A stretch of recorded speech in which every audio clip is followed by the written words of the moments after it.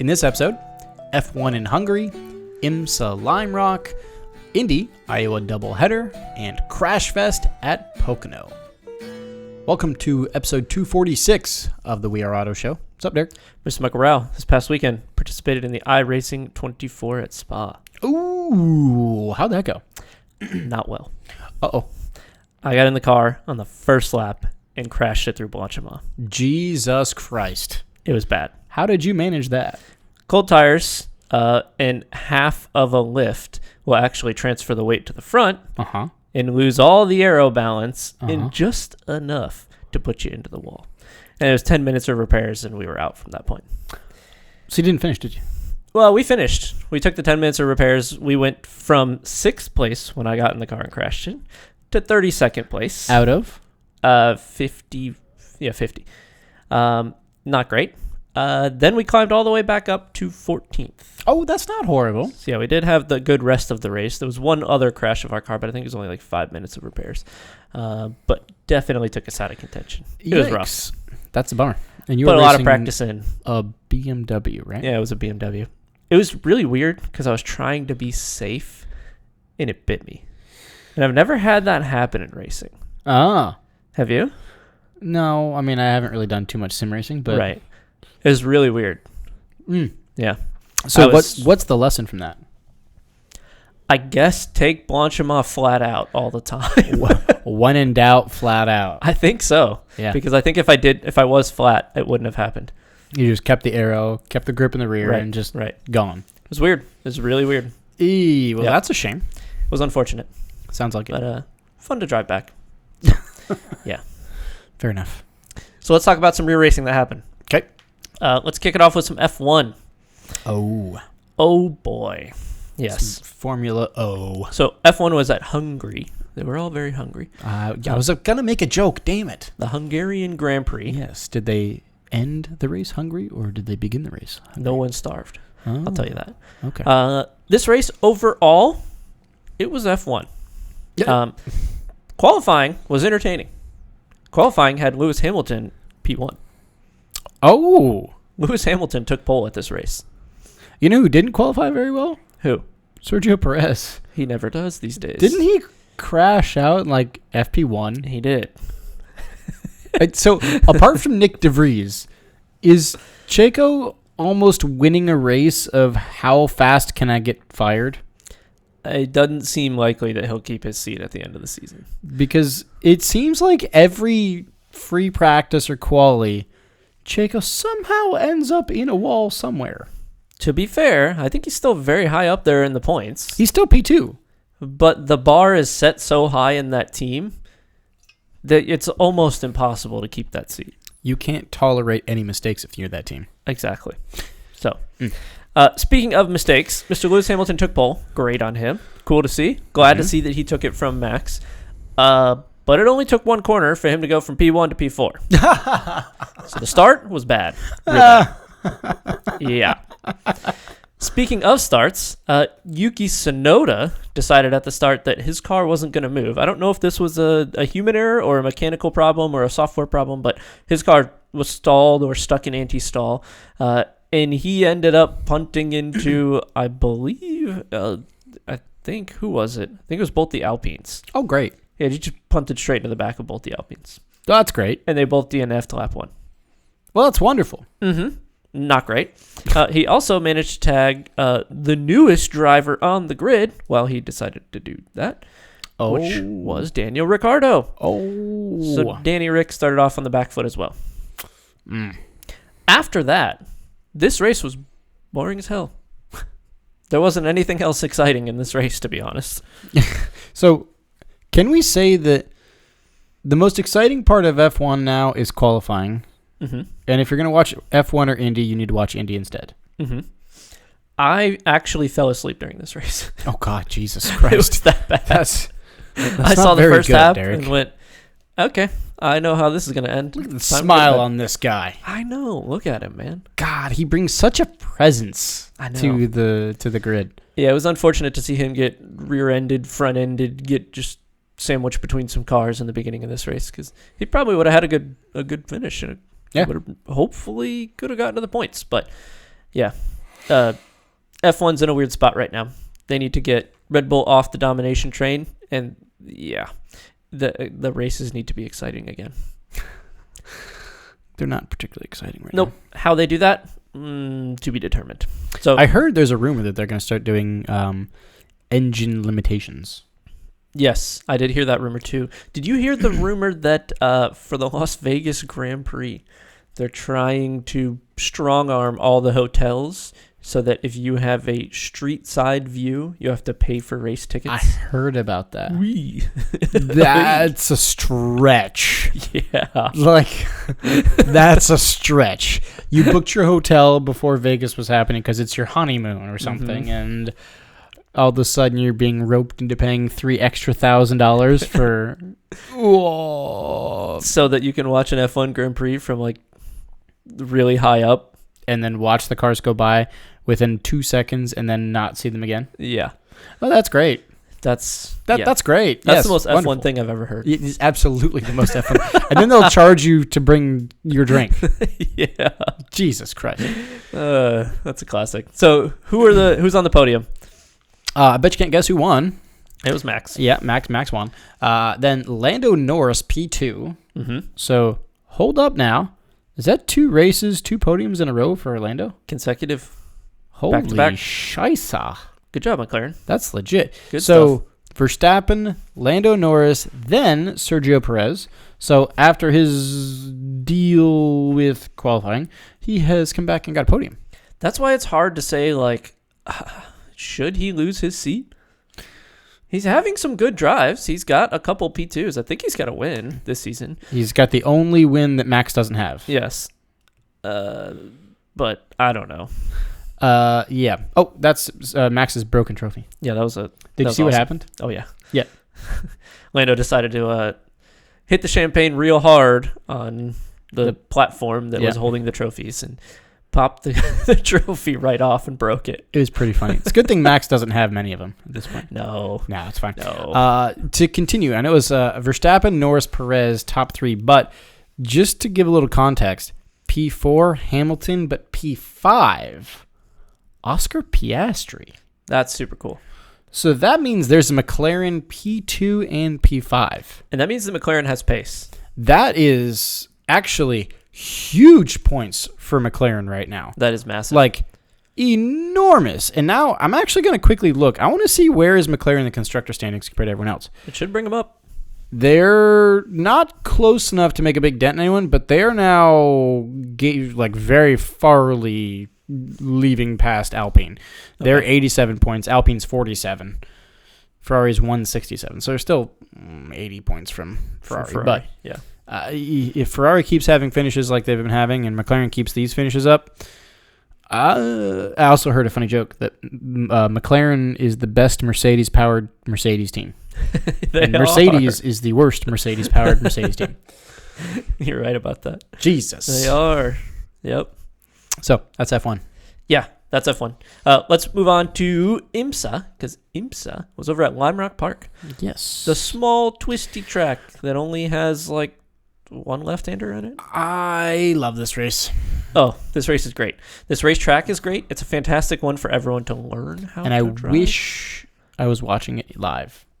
Yeah, I didn't quite get to see it live either.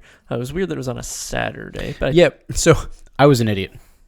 Uh-oh. I was working all day Saturday, and I thought, sweet, I won't be able to catch the F1 race Sunday morning because I was busy, but I can watch IMSA at Lime Rock Sunday afternoon. Nope. Saturday. Damn it. This was GT cars only at Lime Rock, which is tradition for them. They don't take the prototypes here, which... Could you imagine the cluster of stupidity that would be? I can imagine it. Oh, yeah, I've seen it on iRacing. Yeah.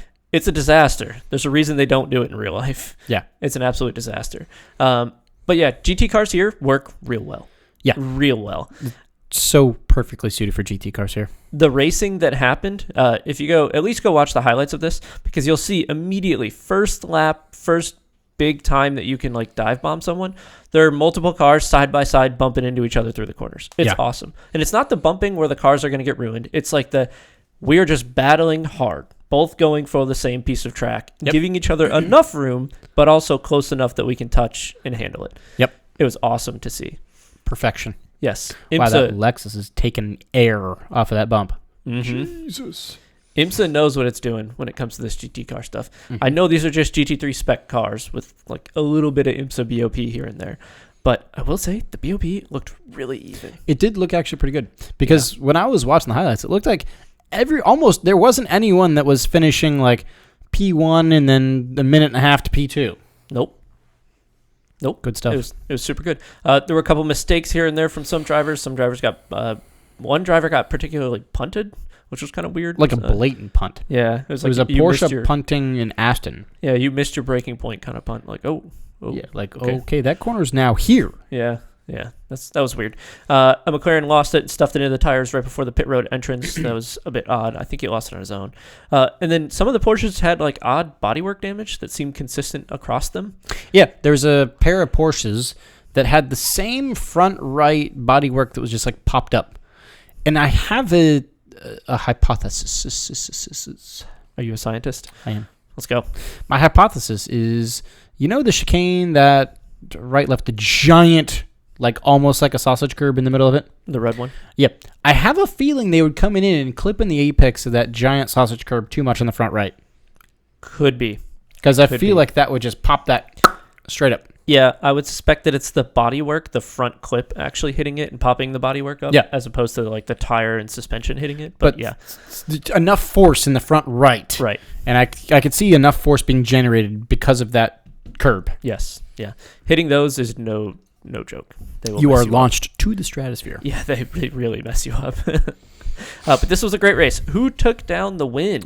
I'll give you GTD Pro and GTD. So your top three, GTD Pro was an Aston Martin. That was the hard racing. That was, Ross Gunn and Alex Riberas. They took the overall win as well. But that was GTD Pro. Then GTD Pro, you also had Jack Hawksworth and Ben Barnicoat in the Lexus.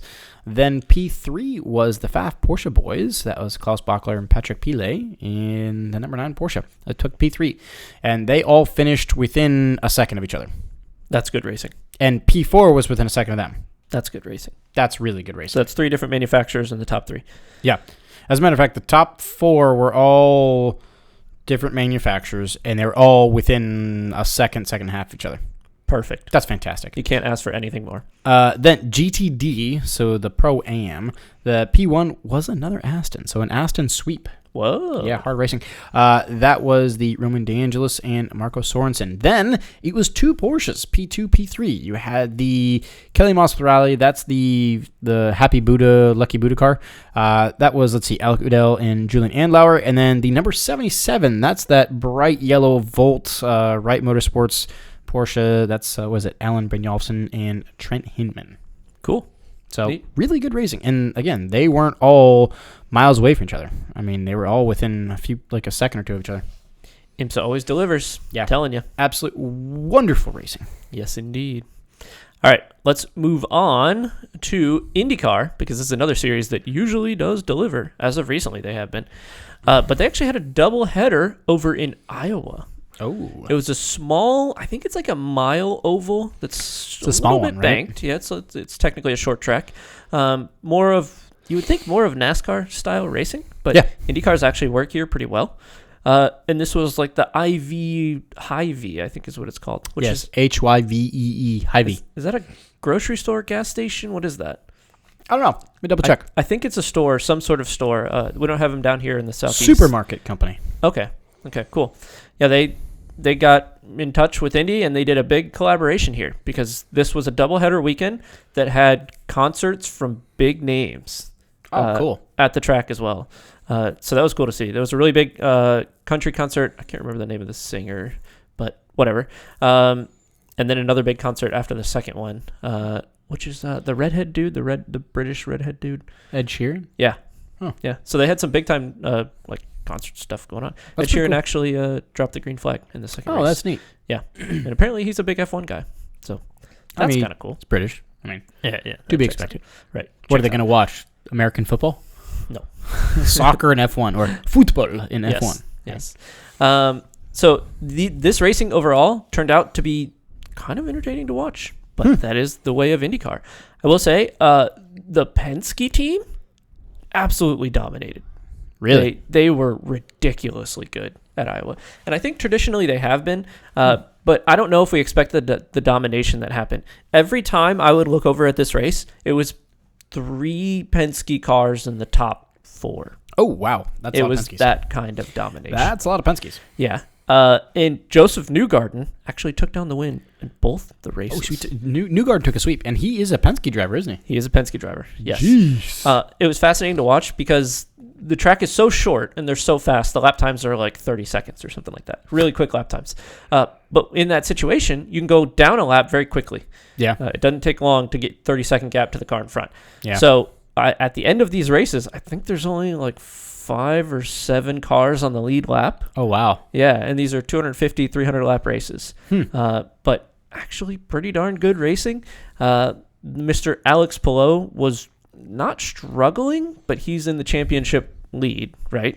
Yeah. So it's important for him to do well. And I think one of the races he did okay. I think both the races he did okay, but didn't even hang on to the lead lap. So I'm looking for him. I'm not even finding him. Newgarden ended up eventually. Alex Palou finished P8 in the first race. Yeah.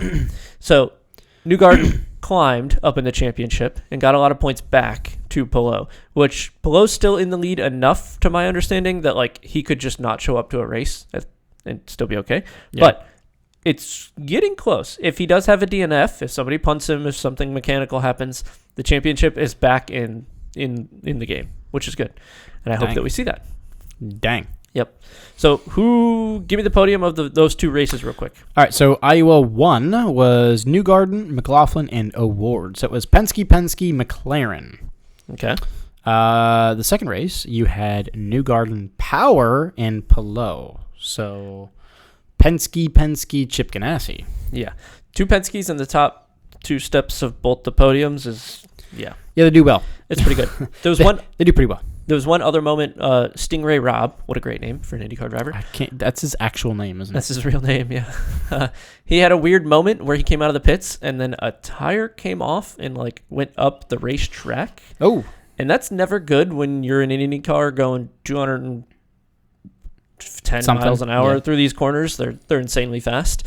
And I think he might be getting a race suspension for this or something along those lines. Would it be him or his team? That's to be determined. Who was at fault is to be determined, but there's probably going to be penalty action taken. Yeah, because you can't have that. It is extremely dangerous. As we saw in Indianapolis with the car or the tire leaving the track. It launched in the parking lot. Yeah, it's Thank God there wasn't a human there. Right. And they did end up getting a new car, so that's kind of cool. Oh, good. Yep. Interesting. So that's IndyCar at Iowa. That is Indy at Iowa. Now, let's move on over to the final race that I want to chat about, which is NASCAR at Pocono. All right. How'd that go? What do you like to see when you watch a NASCAR race? Well, there's only one thing, of course. And what might that be? Crashing. Oh, do I have the race for you, my friend. Oh, boy. I did watch the highlights. Yes. Yeah. It is just crashing. I would assume, I don't know the number off the top of my head, 10 plus cautions. I was going to say, I honestly lost count after 8. Yeah. I stopped counting at 8. It was kind of bad. If you wanted to see racing, this might not have been the race for you, but if you wanted to see NASCAR spinning out and touching walls and people getting pissed and crashing each other, this was the race for you, my friend. So NASCAR Pocono is the race. Yeah. Pocono's a kind of a big, I don't know if it's 2.5, how long it is, but it's a big triangle. Kind of interestingly, all the corners are slightly different. I actually like that. It's kind of unique. That is kind of cool. But really high speed track for these cars, and they're sliding them through the corners, but that's traditional NASCAR. That's nothing new there. There was a moment where I can't remember the name of the driver, but one of the drivers, I think it was Alex Bowman. No, it wasn't Bowman. Someone else got crashed, and he ended up throwing his helmet across the track, which is an absolute Dillon, maybe. Austin Dillon, that's who it was. That's an absolute classic NASCAR moment where they get all heated and take the helmet off and slam it into the car that crashed them. Yep. That's fantastic. That's awesome. I think that is one of those like checkbox moments that NASCAR has on the season list for entertainment moments. Yeah. It's like NASCAR bingo. Right. They can check that one off. Yep. There were a ton of crashes, which turned out to be a ton of yellows, which from a fan perspective, not that fun to watch if you're into racing, but if you're into crashing, I guess it's great. But there was a controversial ending moment where one particular car lost it coming out of a corner, and NASCAR had the time to throw the yellow under the lap previous to the white flag, so with 2 laps to go. And if they throw it on the second lap with 2 laps to go, then you can have your green-white checkered. But they actually waited, and they waited, and they waited, and then the leader took the white flag, and they waited some more, and they waited some more, and then eventually the leader got around to the car that was stopped on track, and then they threw the yellow. And if that happens, the race is over at that point because you're under white flag conditions. Yeah, you can't do anything. So, I think with the drama and controversy that had basically already happened, with the helmet throw, with the million crashes, and a bunch of people getting pissed at each other, and some good TV interviews of drivers pointing fingers and yelling at each other, NASCAR was like, we're good. We got enough drama. End this race. That's my take. So you think that was like a backdoor call, like, wait a minute, just wait for it, Let them go white. End this race. Now. Yeah. When they came around and actually took the checkered flag, all the fans were booing, which was kind of interesting. I guess that they were booing due to not having a green-white checkered or a green flag finish, which I don't blame them if they're there. It's not very enjoyable to have a yellow checkered. No, and it's not very NASCAR-esque either. Correct. If you recall, even when the pack is crashing at Daytona, if it's behind the leaders, they'll leave it green to the end. Yeah. They're very good about doing that. The only way that they would throw this situational yellow is like the way that they pigeonhole themselves in here of like not throwing it immediately when a car goes around with 2 laps to go. Yeah. So it's kind of odd, but agreed. Yeah. Who took down the win? Let's see. P1 was Denny Hamlin. P2 Tyler Reddick, and P3 Marty Truex Jr. Yeah, Denny Hamlin with the win at Pocono. Yeah. So. Yeah, good for him. Interesting. Very, very interesting. Yep. What kind of racing do we got coming up here? There's a couple of races. F1, they're going to one of our favorite tracks where you just spun in Blanchemont last weekend at Spa. So F1 Belgian GP this weekend. Then let's see, we got NASCAR is going to Richmond, but maybe more excitingly, NASCAR Xfinity Series is going to Road America. Oh, that'll be good. That will be. I would watch that. That is the race you want to watch. That'll be good. You want to watch NASCAR Xfinity at Road America. Yes, you do. That is the move. Yeah, for sure. Cool. So yeah, that's what you got to coming up this weekend. Solid. So that's going to wrap us up then for episode 246. Thanks so much for watching and listening. If you're watching on YouTube, please subscribe to the channel, leave a thumbs up, and drop a comment. What did you think about NASCAR at Pocono? Was it as entertaining to watch crashing, or racing? You tell us. And if you're listening on audio only, send us those thoughts via social. Facebook is We Are Auto, Instagram is We Are Auto _, YouTube is We Are Auto, and our website is weareauto.io. So, thanks again. Catch you guys in the next one. Peace.